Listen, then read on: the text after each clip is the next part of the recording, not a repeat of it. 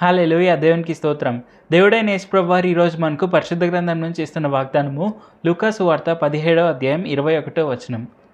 ఎందుకనగా ఇదిగో దేవుని రాజ్యం మీ మధ్యనే ఉన్నది గనుక ఇదిగో ఇక్కడనని అదిగో అక్కడనని చెప్ప వీలు పడదని వారికి ఉత్తరం ఇచ్చాను. మనం ఈ వచనం చూసుకుంటే ఇక్కడ మనకు దేవుడైన యేసుప్రభు వారు చాలా స్పష్టంగా చెప్తున్నారు. ఏమిటంటే మనకు ఈ లోకంలోనే మనకు దేవుడైన యేసుప్రభు వారి యొక్క పరలోకం అనేది మన మధ్యనే ఉంది. దేవుని రాజ్యం అనేది మన మధ్యలోనే ఉంది.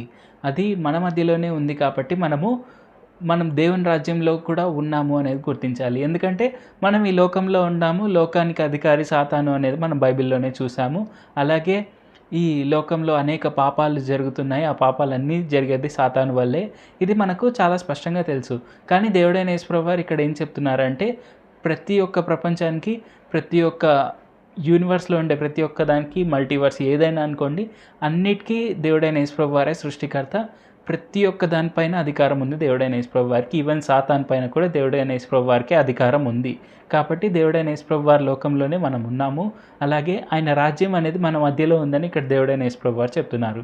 కాబట్టి మనకు ఏదైనా ఒక కష్టం వస్తేనో, లేదంటే మనకి ఏదైనా ఇబ్బంది వస్తేనో, ఇంకా నేను బ్రతికే అవసరం ఏముంది, నేను పరలోకానికి వెళ్ళిపోతాను కదా చచ్చిపోతే అని మనము చచ్చిపోవాలి అనే ఆలోచన అనేది మన మధ్యలో ఉండకూడదు అని దేవుడైన యేసుప్రభు వారు చెప్తున్నారు. ఈ విషయాన్ని మనం తప్పక గుర్తించాలి. ఎందుకంటే దేవుని రాజ్యం మన మధ్యలో ఉంది కాబట్టి ఆయన రాజ్యం మన మధ్యలో ఉన్నప్పుడు మనకు కావాల్సిన శ్రమలన్నిటికీ పరిష్కారాలు అనేది కూడా మనకి ఈ లోకంలోనే దేవుడైన యేసుప్రభు వారు చూపిస్తారు. మనం పరలోకం అనేది తప్పకుండా వెళ్తాము. ఎందుకంటే మనం దేవుడైన యేసుప్రభు వారిని నమ్మాం కాబట్టి. కానీ ఈ భూలోకం మీద కూడా మనం చేయవలసిన పనులు ఇంకా చాలా ఉన్నాయి. ఆ విషయాలను మర్చిపోయి మనం పరలోకానికి వెళ్ళిపోవచ్చు కదా అని చనిపోవాలి అనే ఆలోచన అనేది మనకు మంచిది కాదు. అదే దేవుడైన యేసుప్రభు వారు చెప్తున్నారు. ప్రార్థన చేసుకుందాం. పరిశుద్ధ జీవాధిపతి జీవంగల దేవ యేసయ్య, ఈరోజు మాకు ఇచ్చిన ఈ గొప్ప వాగ్దానాన్ని బట్టి మీకే వందనాలు తండ్రి.